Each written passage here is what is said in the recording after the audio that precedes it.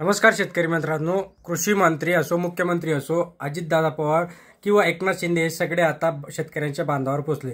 वेगवेगळे जण वेगवेगळ्या घोषणा करताना दिसतंय। कोणी म्हणतं सरसकट आम्ही कर्जमाफी करणार, कोणी म्हणतं की आम्ही NDRFच्या ज्या काही निकष आहेत ते निकष शिथिल करणार, तर कोणी म्हणतं की आम्ही हेक्टरी 50,000 शेतकऱ्यांना देणार। मोठी अतिवृष्टी आपल्या महाराष्ट्रामध्ये आणि विशेषतः मराठवाड्याच्या भागामध्ये झाली। लातूर जिल्हा असेल, धाराशिव जिल्हा असेल, बीड जिल्हा असेल, या ठिकाणी अक्षरशः ढगफुटी सदृश पाऊस आला आणि त्यामुळे विशेषतः आपल्या नद्यांना पूर आला। त्याचं पाणी आसपासच्या शेतीमध्ये शिरलं, पिकांचं नुकसान झालं, जमीन खरडून गेली, गावामध्ये पाणी शिरलं, लोकांचं घरातलं धान्य, त्या ठिकाणी घरातल्या वस्तू याचं नुकसान झालं, बऱ्याच ठिकाणी व्यापाऱ्यांचं देखील नुकसान झालं। आणि म्हणूनच आज या ठिकाणी मी आलो आहे।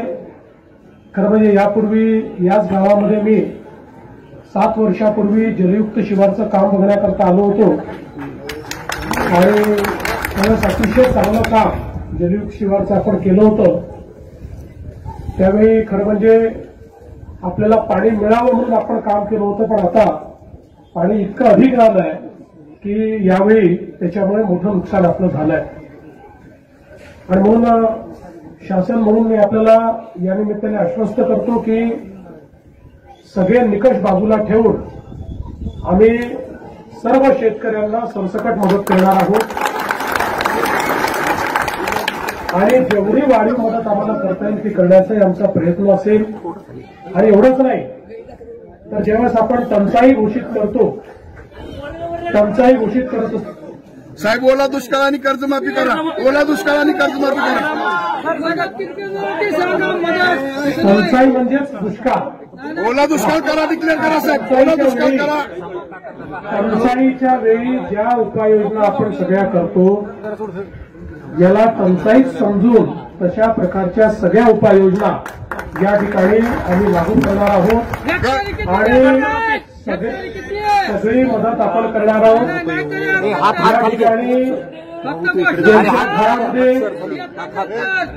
ज्यांच्या घरामध्ये पाणी घुसलेलं आहे ते बाबा राजकारण करू नको, राजकारण करू नको, राजकारण नाही करायचं।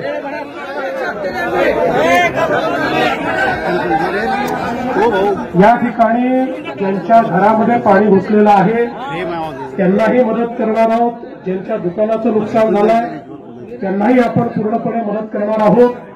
आणि केवळ या ठिकाणी आपली घोषणा नाही तर कालच पहिला हप्ता 2,300 कोटी रुपयाचा आपण रिलीज देखील केलेला आहे।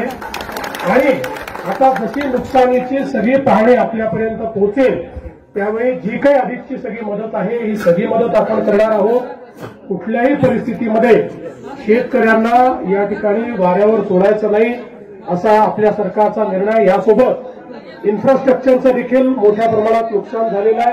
विशेषतः या गावची जी मागणी आहे की 2 गावांना जोडणारा आपल्याला जो पूल या ठिकाणी करायचा आहे, मी आजच घोषणा करतो की या पुलाला आम्ही मान्यता देऊ, या ठिकाणी येणाऱ्या रस्त्याला देखील आम्ही मान्यता देऊ, तो रस्ता देखील जो आहे त्यालाही आम्ही मान्यता देऊ आणि सगळ्या पद्धतीनं हे जे काही इन्फ्रास्ट्रक्चरचं काम आहे हे काम देखील या ठिकाणी आम्ही पूर्ण करू। त्यामुळे कुणालाही चिंता करण्याची आवश्यकता नाही आहे। सरकार 100% तुमच्या पाठीशी उभं आहे। सरकार योग्य अशा प्रकारची भूमिका यामध्ये घेईल आणि ज्या काही मागण्या समोर आलेल्या आहेत त्या मागण्या निश्चितपणे आपण पूर्ण करू। शेती पिकाचं नुकसान झालेलं आहे, काहींच्या घरामध्ये पाणी गेलेलं आहे, काहींच्या घराची पडझड झालेली आहे, काही ठिकाणी पशुधन वाहून गेलेलं आहे, काही ठिकाणी किंवा ज्या ज्या गोष्टी या अतिवृष्टीमुळे जे जे नुकसान शेतकऱ्यांचं झालेलं आहे, सामान्य नागरिकांचं झालेलं आहे, त्या सर्वांचे नुकसान भरपाईचे पंचनामे करण्याचे सूचना आदेश या राज्याचे मुख्यमंत्री देवेंद्र फडणवीस साहेब असतील, एकनाथजी शिंदे साहेब असतील, अजितदादा पवार साहेब असतील, या सर्वांनी दिलेले आहेत। हे तिन्ही नेते आज संपूर्ण राज्यामध्ये दौरा करतायत।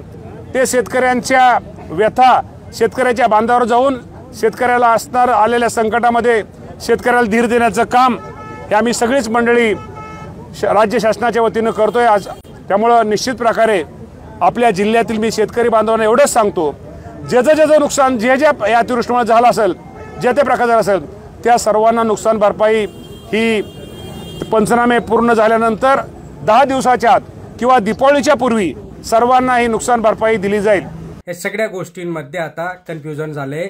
मग शेतकऱ्यांच्या बांधावर जात आहे का फक्त गोष्टांची गोषवारी करताय, काही समजायला मार्ग नाही। दरम्यान कृषी मंत्र्यांनी देखील भेट दिली। कृषी मंत्री काय म्हटले, एकनाथ शिंदे यांनी देखील जे काही किट वाटप केलं त्या किट वाटपामध्ये स्वतःचा फोटो लावला। शेतकऱ्यांचा संताप, अक्षरशः शेतकरी एवढा वैतागलेला आहे, शेतकऱ्याकडे म्हणजे पैसाच उरलेला नाहीये, त्यात हे नुकसान आणि त्याच्यात ते फक्त जाहिरातबाजी करताय, बॅनरबाजी करताय। आणि या सगळ्यांमध्ये मुख्यमंत्री देवेंद्र फडणवीस यांनी सांगितलं की आम्ही दिवाळीच्या पूर्वी या शेतकऱ्यांना मदत करणार। कोणी म्हणतं 1330 कोटी, कोणी म्हणतं 2250 कोटी। या सगळ्या गोष्टींमध्ये आता कन्फ्युजन निर्माण झालंय आणि त्या पद्धतीने आता शेतकरी देखील आता नेमकं मिळणार तरी काय, हा सगळ्यात मोठा प्रश्न शेतकऱ्यांच्या समोर आहे। कालच आपण बघितलं होतं की सगळ्यात जास्त जे काही नुकसान झालंय ते लातूर जिल्ह्यामध्ये झालंय। लातूर जिल्ह्यामध्ये 218 कोटीच्या वर निधी हा मंजूर करण्यात आलेला आहे। ठीक आहे, मंजूर तुम्ही केला, पण लवकरात लवकर आणि तातडीची मदत लवकर देणं हे गरजेचं आहे। हे सगळ्या गोष्टी जर विचार करता तर अक्षरशः आपल्याला ते जे काही ड्रोनच्या माध्यमातून जे काही व्हिडिओ फुटेज येत आहे, शेतकऱ्यांचे फोटो येत आहे, व्हिडिओ येत आहे, अक्षरशः आपल्या जीवाला धक्का बसतोय की असं कसं शेतकऱ्याचं नुकसान होतं। आणि याच्यावर फक्त अजित पवारांचं मला समजत नाही। अजित पवार शेतकऱ्यांच्या बांधावर पोहोचले आणि बांधावर पोहोचताना पॅन्ट वर करून चालताय, म्हणजे तुम्ही काय थट्टा करताय का? शेतकरी अक्षरशः चिखलात लोडलेला आहे, शेतकऱ्याचं पीक चिखलात लोडलेलं आहे आणि तुम्हाला तुमच्या कपड्यांची पडलेली, तुमचे कपडे खराब व्हायला नाही पाहिजे। या सगळ्या गोष्टींचा विचार करता मित्रांनो, या सरकारकडनं काहीच अपेक्षा वाटत नाही। हे देणार फक्त तुटपुंजी रक्कम। तरी दत्ता भरणे यांना लोकांनी सांगितलं की तुटपुंजी रक्कम नको, आम्हाला 50,000पर्यंत कमीत कमी अनुदान पाहिजे, 50,000 रुपये हेक्टरी। आणि ते हेक्टरी मागणं गरजेचंच आहे, कारण की शेतकऱ्याचा तो हक्क आहे। शेतकऱ्यांनी आजवर तुम्हाला पोचलो, आता तुमचा टर्न आहे की तुम्ही लवकरात लवकर शेतकऱ्यांना मदत जाहीर करणं गरजेचं आहे। जर तुमच्याने होत नसेल तसं सांगा की आमच्याने होत नाही, आम्ही फक्त भ्रष्टाचार करण्यासाठी आलोय, आमची घरं भरण्यासाठी आलोय आणि आमच्या घराचा जर आम्हाला अजून अपूर्ण पडतंय तर आम्ही तुमचा घास हिसकवणार आणि तुम्हाला काही मदत देणार नाही।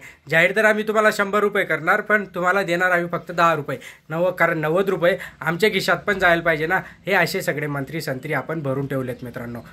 काय जे काही मिळेल तेच मिळेल, यांना जे काही द्यायचं ते निकष लावतील, NDRFचे निकष लावतील, किती पाऊस झाला त्याचे निकष लागतील, त्याच्यानंतर KYC, कोणाचं डॉक्युमेंट व्हेरिफिकेशन, हे सगळे अटी शर्ती हे असंच करत असणार आहे आणि याच्यातनं आपल्या हातात फक्त तुटपुंजीच रक्कम येणार मित्रांनो। धन्यवाद।